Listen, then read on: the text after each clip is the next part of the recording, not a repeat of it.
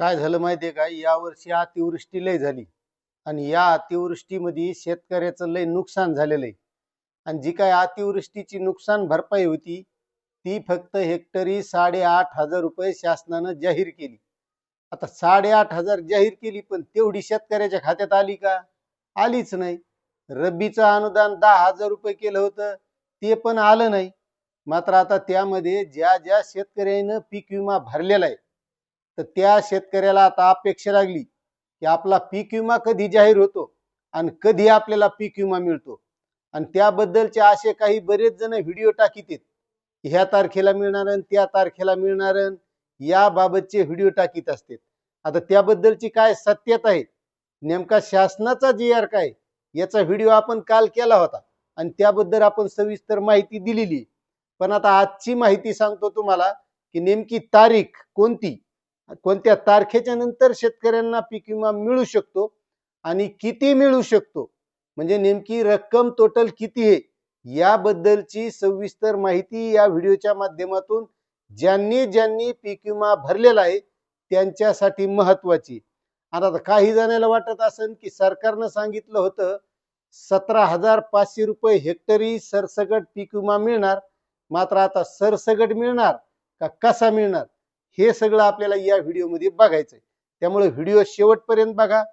चॅनलवर नवीन असाल तर सबस्क्राईब करा, व्हिडिओला लाईक करा आणि जास्तीत जास्त शेतकऱ्यांना शेअर करा.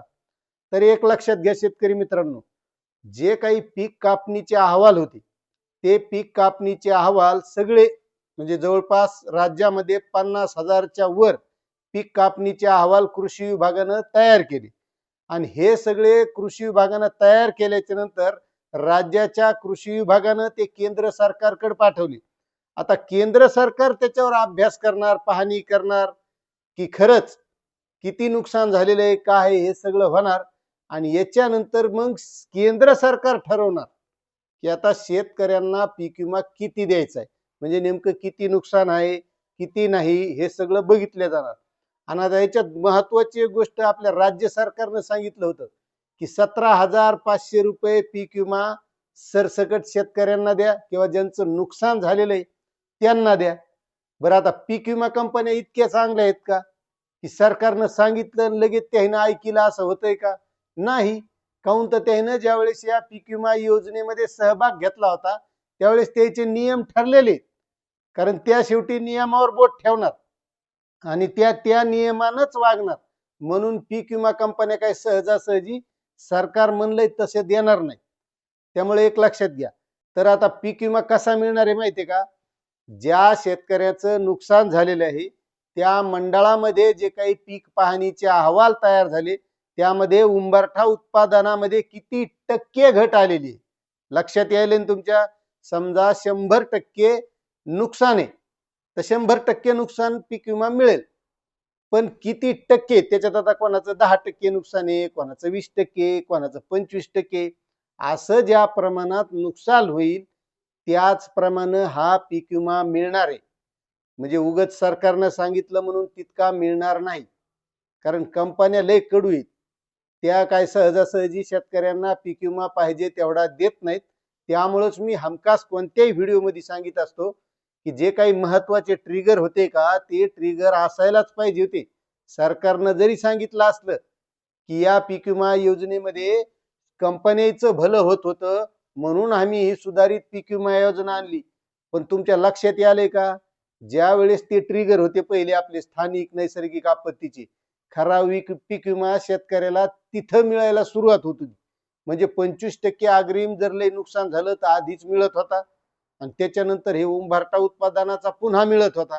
पण आता व्हालंय काय, मिळायला एकदाच, किती टक्के नुकसान झालंय तितकाच मिळणार आहे.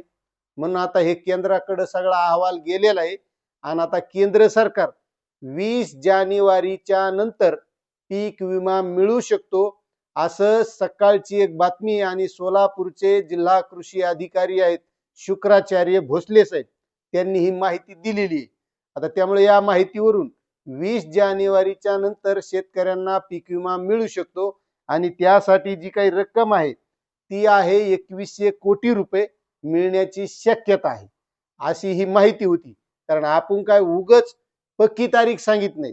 अंदाजित त्यांनी दिलेली आहे 20 जानेवारीच्या नंतर, आणि त्यानंतर जो काही मिळणार आहे सरसगट कोणाला मिळणार नाही. त्या टक्केवारीत त्या मंडळात जे नुकसान झाले तेवढाच मिळणार आहे. त्याच्यामुळं कोणत्याही भूलथापांना बळी पडायचं नाही. आपण जी माहिती आहे का ती खरी देण्याचा प्रयत्न करतो. तुम्हाला आपली जर माहिती आवडत असेल तर तुम्ही इतरही शेतकऱ्यांना शेअर करीत जा, व्हिडिओला लाईक करीत जा, आणि चॅनलवर नवीन असाल तर सबस्क्राईब करा, बेल आयकॉनला दाबा, म्हणजे आपली जी काही माहिती आहे का तुम्हाला टाकल्या लगेच ऐकायला भेटत जाईल. आता ही माहिती कशी वाटली कमेंट करा. चॅनलवर नवीन असाल तर सबस्क्राईब करा, व्हिडिओला लाईक करा. धन्यवाद.